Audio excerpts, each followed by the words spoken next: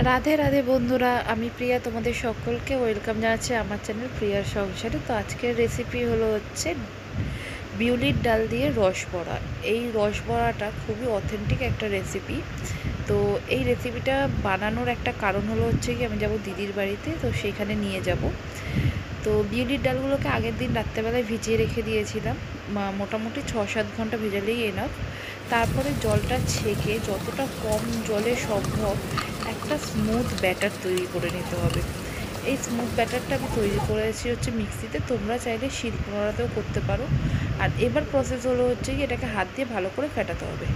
কিন্তু আমি কামচোর মানুষ, আমার কাছে এই হ্যান্ড ব্লেন্ডারটা রয়েছে। এটা আমি মিশো থেকে কিনেছিলাম, মেবি 200 সামথিং কিছু দিয়ে।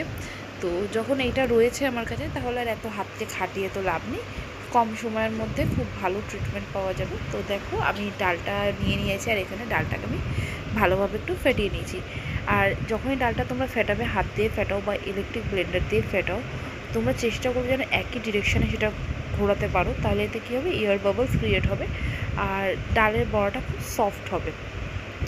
তো এই দেখো ডালটা আমাদের কতটা মানে ভালো হয়েছে ফেটানো, আর কালারটাও ডালের চেঞ্জ হয়ে যাচ্ছে। আর এই একটা টিপস তোমাদেরকে দিয়ে রাখি, একটা পাত্রের মধ্যে জল নেবে আর একটুখানি ডালের বড়ি ওটার মধ্যে ফেলবে। যদি সঙ্গে সঙ্গে ওটা ভেসে ওঠে, তার মানে কিন্তু একদম পারফেক্টলি ডালটা হয়ে গেছে। আর এইখানে আমি ডালের মধ্যে দিয়েছি একটু মৌরিটা দিয়ে ভালো করে ফেটিয়ে নেবো। আর রস বড়া যেহেতু, তো রস তো বানাতেই হবে। তো আমি এখানে জল গরম বসিয়ে দিয়েছি, দিয়ে দিয়েছি ওর মধ্যে কয়েকটা এলাচ ফাটিয়ে, ছোটো এলাচ, আর দিয়ে দিয়েছি চিনি। রস হতে থাকুক ততক্ষণে চলো আমরা বড়াগুলো তৈরি করে নিই।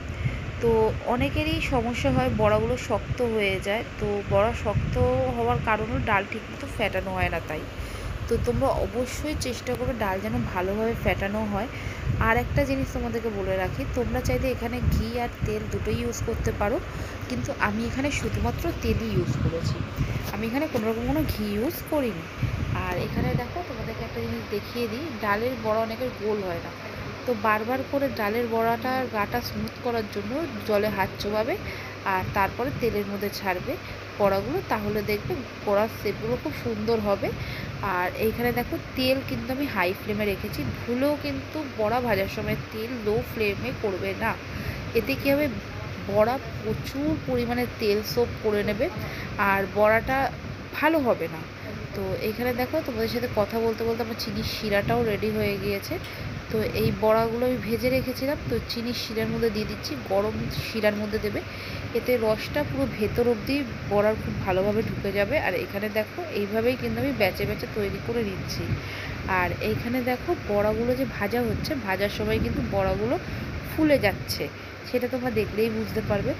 তোমরাও বাড়িতে কিন্তু অবশ্যই এই বিউলির ডালের তৈরি রস বড়াটা একবার ট্রাই করতে পারো, খুব সুস্বাদু হয়। যদি কেউ একটা খায়, পরপর তার হাত উঠতেই থাকবে এটা খাওয়ার জন্য।